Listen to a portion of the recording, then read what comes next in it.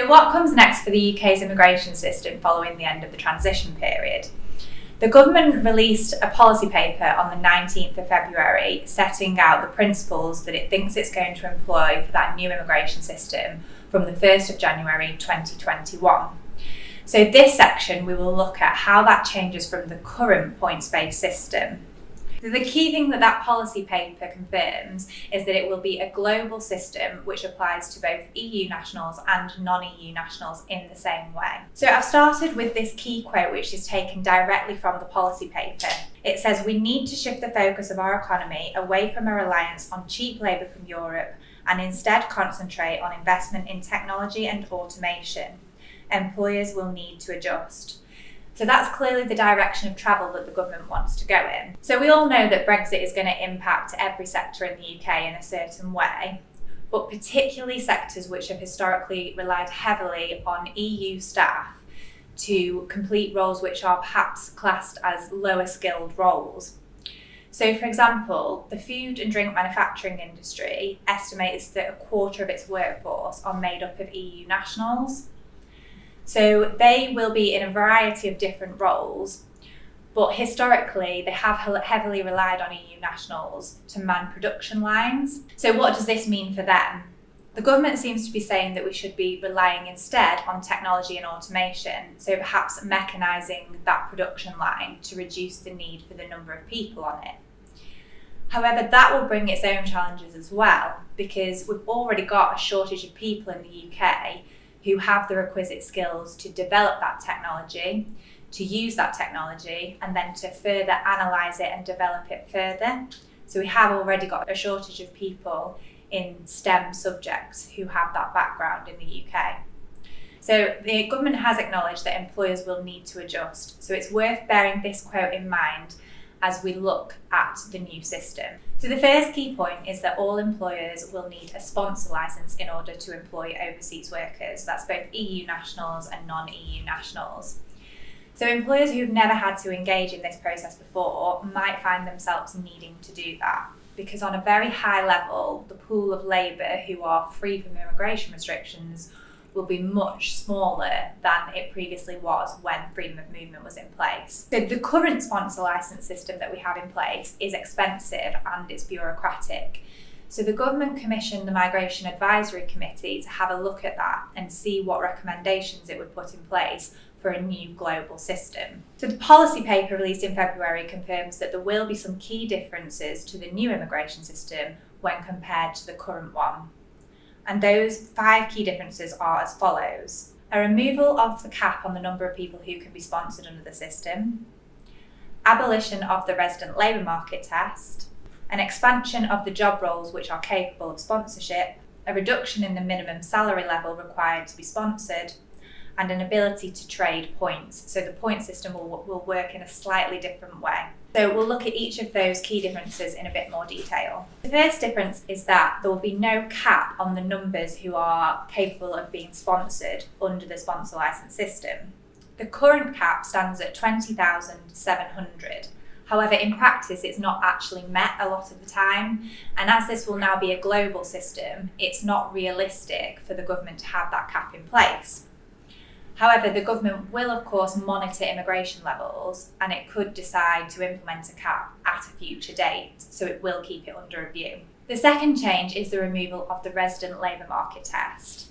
Now, currently, the resident labour market test essentially means that employers must give preference to a settled worker over a non-settled worker if both of those candidates have the requisite skills for the job that has been advertised. So that is quite a bureaucratic process. You have to advertise the role for a minimum period of 28 days. You have to advertise it on certain platforms, and the advertisement has to contain certain information. The government have decided to remove that requirement to make the process simpler and quicker for employers. As it stands, the resident labour market test is actually a barrier on immigration because it means that you have to give preference to a settled worker over a non-settled worker in the event that both have the skills. So without that in place, it actually might result in a higher level of immigration because people who currently can't come to the UK in a certain job category because actually there's not enough demand for it, may now try and do that. So the third change is the roles that are capable of sponsorship. The UK uses a standard occupational classification code system for the job roles which are capable of sponsorship. And in those SOC codes, there are certain categories of jobs. As it stands, only very highly skilled jobs are capable of sponsorship. So what is a highly skilled role? So the government classes a highly skilled role at one that is skilled to level 6 of the regulated qualification framework level. And that essentially means that it's a job that requires a degree or the vocational equivalent of a degree. So that's what's currently classed as a highly skilled role. Examples might be lawyers, accountants, directors, people at management level. Under the new system, the proposal is to bring that skill level down so that a greater range of jobs can be sponsored. So instead of it being the RQF level 6, the proposal is to bring it down to level 3, which essentially means jobs which are skilled to A level or the vocational equivalent. So it's widening that category of jobs that are capable of sponsorship. However, there are still many jobs that will not meet that level. So this could result in gaps for certain sectors. So for example, in the construction industry, you've got jobs such as plasterers, bricklayers, builders, tilers. All of those jobs currently wouldn't meet the requirements under the level 3 of the RQF level. So you're still going to be left with a gap in the workforce in those sorts of sectors. Similarly, in the retail sector, the sales advisors, people working behind the tills, those jobs are not classified as skilled roles, but actually have quite a high proportion of EU nationals working in them. So this could result still in sector-specific gaps, and we don't actually know yet how the government is going to address that. They have said that they will keep the situation under review, but we don't know whether they will have to look at different routes, sort of temporary categories, to enable people to come to the UK and fill those skills gaps. Following on from the expansion of the job roles that are capable of sponsorship, the salary level has also been proposed to be lowered from 30,000 to 25,600. That obviously follows on from the fact that actually now you will be able to employ people in more medium skill roles as opposed to the higher level of roles. However, in the standard occupational classification codes, which are the codes that categorise which jobs are capable of sponsorship, there's also a market rate salary set out in those codes. So actually, if that market rate is higher than the minimum level of 25,600, then you will have to go with the market rate that's set out in the SOC code. So it can be a little bit misleading, and actually in certain circumstances, you will have to pay more than that 25,600 as the minimum salary level for employing someone on this sponsor licence. There will be a new entrant rate which will be 30% lower than either the market rate set out in the SOC code or the minimum level of 25,600. The final change is the way that the points operate. So we do currently have a points-based system as it stands, and it's not really changing in terms of the fact that you will need points in order to be sponsored under this system. So the key number is 70 points. But actually, it's easier to think of that in requirements rather than points. And really, there are 4 key requirements that you need to meet. So the first is a job offer from an approved sponsor, so somebody who has a sponsor licence. The second is a job at the appropriate skill level, so the RQF level 6 or RQF level 3 that we've just talked about. It has to be one of the jobs that's capable of sponsorship within those SOC codes.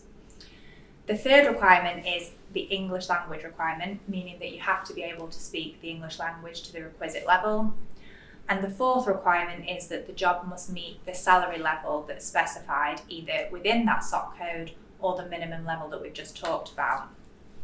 However, we will now be able to trade the salary level against certain other attributes. So for example, if your job is listed as one that's in the shortage occupation, such as nurses, then you can trade the salary level against that, so you don't necessarily need to pay them the 25,600 minimum level. Similarly, if you have a PhD which is relevant to the job, and a PhD that is in a STEM subject, so a science, technology, engineering or mathematics subject, that can also be traded against the salary level. So in the policy paper, there is a table that sets out how those tradable points will work. So essentially you get 20 points for the job offer from the approved sponsor, 20 points for the job at the appropriate skill level, 10 points for the English language requirement, and then you need to find your 20 points from elsewhere. It's either the salary level, the fact that the job's in the shortage occupation list, or the fact that you have a PhD relevant to the job and that is in a STEM subject. For example, a university researcher in a STEM subject who has a PhD would be able to come to the UK on a salary of £22,000, even though that doesn't meet the usual required level.